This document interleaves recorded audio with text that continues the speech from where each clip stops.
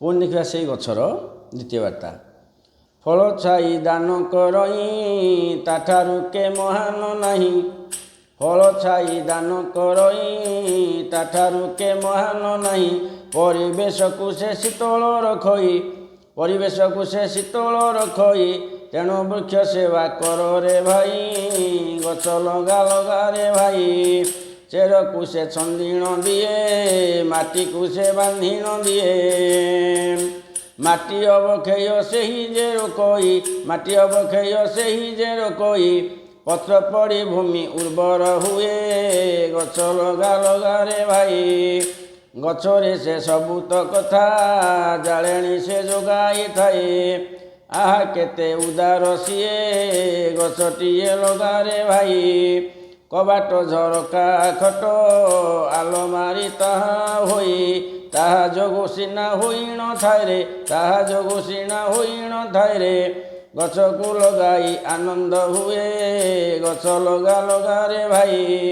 ପଶୁ ପକ୍ଷୀ ନିବାସ ସ୍ଥଳୀ ଜଙ୍ଗଲଠୁ କେଓ ବା ବଳି। ପଶୁ ପକ୍ଷୀ ନିବାସ ସ୍ଥଳୀ ଜଙ୍ଗଲଠୁ କେଓ ବା ବଳି। ତାକୁ ସବୁ ଆମେ ସଫା କରିଦେଲେ ତାକୁ ସବୁ ଆମେ ସଫା କରିଦେଲେ। ଦାଣ୍ଡରେ ଯେ ପଶୁ ମନୁଷ୍ୟ କଳି। ଗଛ ଲଗା ଲଗାରେ ଭାଇ। ଫଳ ଦାନ କରେ ଛାଇ ଦାନ କରେ। ଗୋଟେ ଛୋଟିଆ ସଡ଼କୁଟିଏ ମନେ ପଡ଼ୁଛି, ନବମରେ ଥିଲା ପଢ଼ିଲାବେଳେ। ସେବିତବ୍ୟ ମହାବୃକ୍ଷ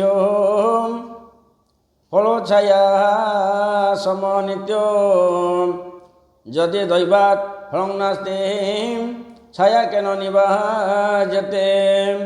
ଯଦି ଆମେ ଗଛଟିଏ ଲଗାଇଥିବା ଫଳ ଯଦି ଆମେ ନ ପାଇପାରିବା ଦୁଃଖ ନାହିଁ। ସେ ଗଛ ମୂଳେ ବସିଲେ ଛାଇ ଆସିବ। ତେଣୁ ଗଛ ଛାଇ ପ୍ରଦାନ କରେ।